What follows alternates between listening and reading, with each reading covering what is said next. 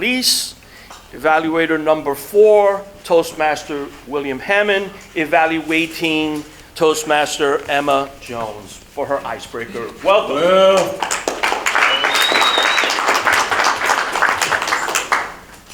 Good morning, Toastmasters. Good morning.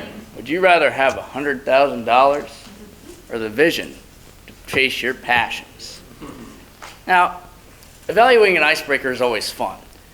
Emma introduced us to herself. She used the icebreaker perfectly. She went through the 4 layers that she had to dress up in, talked about blasting the car heat, jumping into the mist-covered pool at 4:15 a.m. Did anybody else imagine having to do that out in the cold?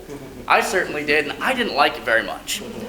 She was incredibly descriptive. She stepped away from the lectern, exuding confidence, much like Victoria just mentioned. She had humor, I got my real estate license, like 800 of your closest friends. You had a good intro. You stood and you looked at us and you smiled and you looked excited for your first speech.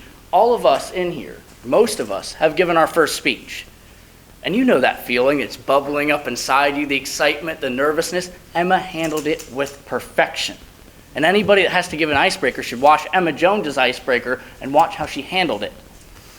There were some things to work on, though. Not everything was perfect. You could have achieved better vocal variety. All of it was kind of in that same monotone region. Not saying that you're monotone, but your vocal variety was lackluster.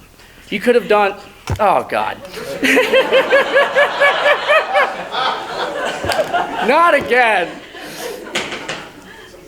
When you said, you don't think you can do it anymore, you don't lean in. You don't think you can do it anymore. Get quiet. Draw us in. You could pause a few times, because as you were going through it, it kind of got jarbled in a few sentences. I remember when you sent it to me, your word count was at about 1,200. Make sure you cut it down considerably, because it felt like you were going too fast to really stop. Let that emotion hit us. Let us imagine that we're having to dive into the pool and then go to a full day of high school classes. That's not fun, especially being young. I remember that. It's not fun. I mean, I'm just getting out of here. I'm done. Dear Lord.